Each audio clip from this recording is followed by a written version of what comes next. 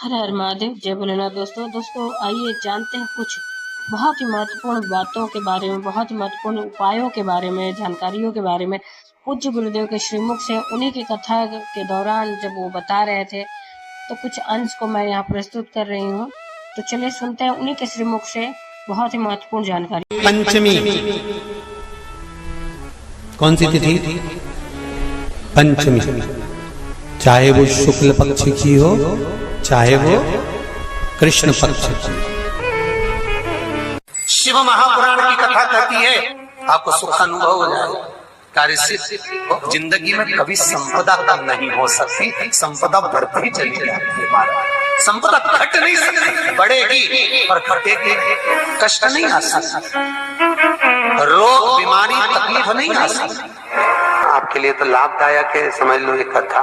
शास्त्र कहता है कि जिसके घर में संपदा की कमी हो, पैसा आ ही नहीं रहा हो, सब तो उलझ गया हो, बहुत टेंशन चल रहा हो, पंचमी तिथि के दिन गन्ने का रस जानते हो? ईख का रस, गन्ने का रस तुलसी जी के क्यारे में हाथ में लेकर 7 बार अपना नाम और गोत्र बोलकर छोड़ दो। जिंदगी में 3 साल में तो करोड़पति बनकर बैठ जाओगे, कभी लक्ष्मी की कमी नहीं आ सकती। तैयारी में बैठे रहोगे कि फिर पंचमी तिथि आए। 3 मंत्रों का स्मरण शिव महापुराण में कहा गया है। पहला ओम नमः शिवाय, दूसरा मार्कंडू जी के पुत्र मार्कंडेय, मार्कंड के पुत्र मार्कंडेय। मार्कंडेय जी की उम्र थी मात्र 12 वर्ष जीवित रहने की, पर पिताजी ने कह दिया था कि तू शंकर का भजन कर, तू शिव का स्मरण कर। अगर तूने शंकर का भजन करा तो ये पक्का है कि अकाल मृत्यु वो मरे जो काम करे चंडाल का, काल उसका क्या बिगाड़े जो भक्त हो महा काल का। काल का हरण करने वाला एक ही हो सकता है, वो महाकाल हो सकता है, उसके सिवा कोई नहीं। मार्कंडेय जी से कहा तेरी उम्र 12 वर्ष की है, केवल 12 वर्ष।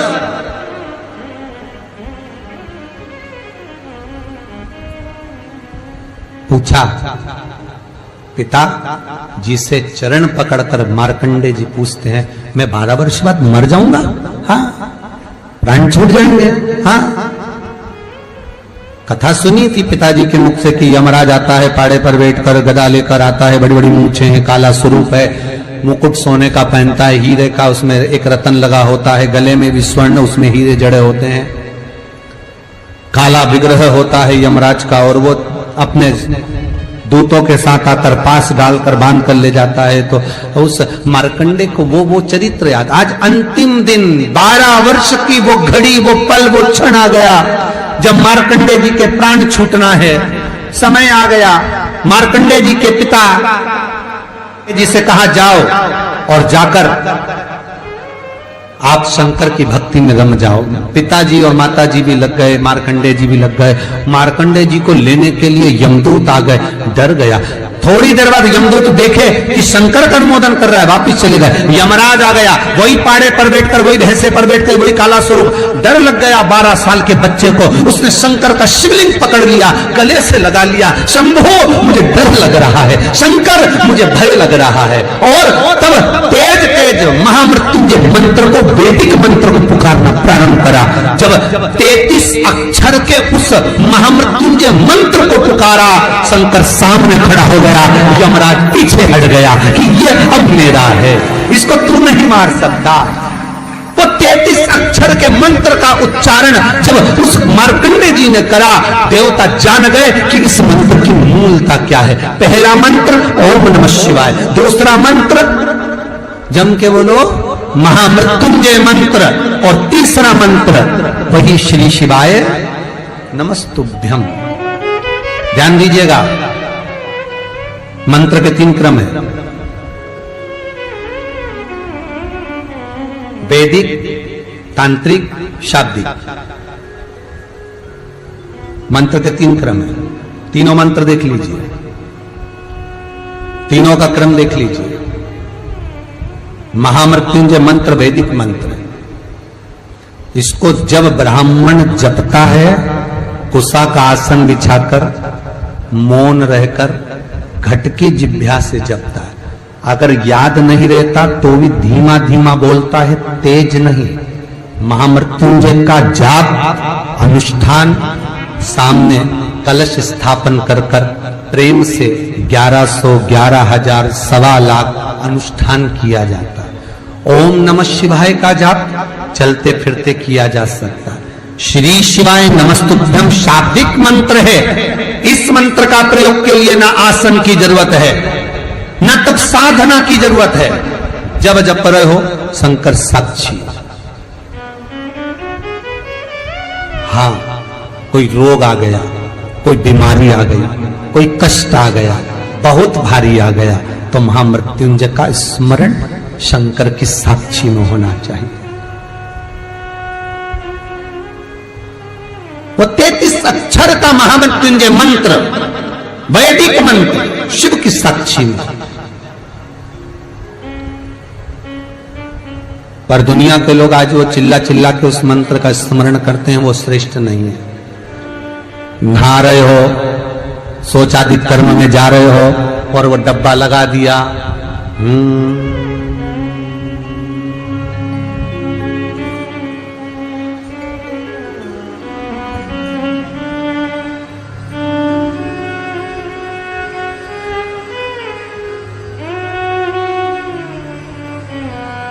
अब मंत्र चल रहा है, आप मन से बोलिए, बोलना आवाज नहीं आना चाहिए।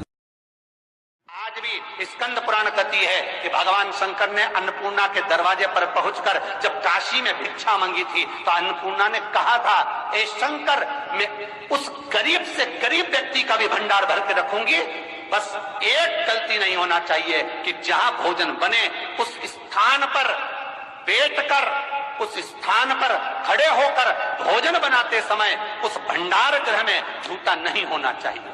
तो तुम्हें भर दूंगी भंडार।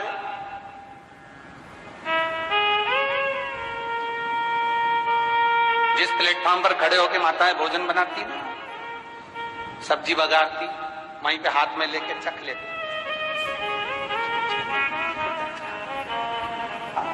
मई हरियो जगदम्बा, विचार तो करो। भले तुम भगवान को भोग नहीं लगा रही पर पति तो परमेश्वर है। भले तुम भगवान को भोग नहीं लगा रही पर पति तो परमेश्वर है।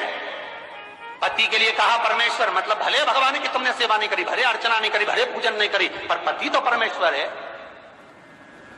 सब में तो वही समाया। घर में जो सास रहती है वो भी तो मां है, जो पिता रहता है वो भी तो बद्रीनारायण है। महाराज फिर क्यों चक्र?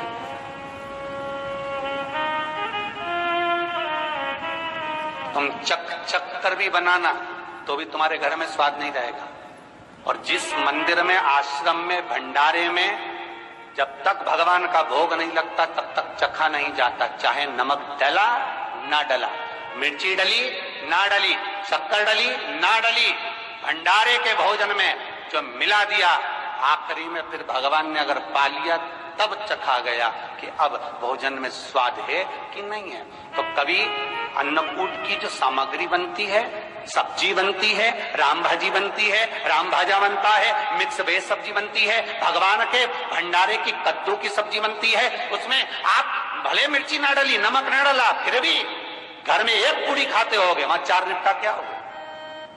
क्यों? क्योंकि वहां अन्नपूर्णा स्वयं देने के लिए तैयार खड़ी है।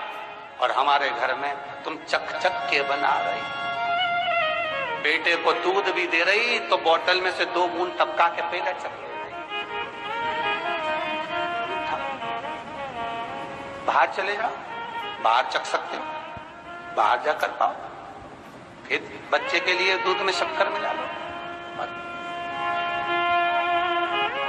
चाय बनाते हुए गैस के ऊपर चाय रखी है, मई उकल रही, मई से चाय की चन्नी से लेके फिर चख ली।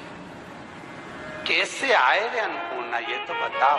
लोग कहते हैं हमारे घर में सारा सुख है गुरुजी, पर शांति नहीं है। हमने शांति ना जाने चली गई क्योंकि किचन में किच भर आ गई। शांति कहां से होगी?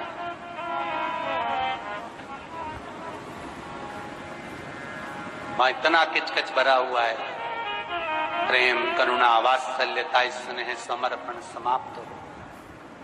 तो उम्मीद करते हैं जानकारी आपको अच्छी और उपयोगी लगी होगी। अगर अच्छी और उपयोगी लगी तो एक लाइक छोटा सा अवश्य करिए।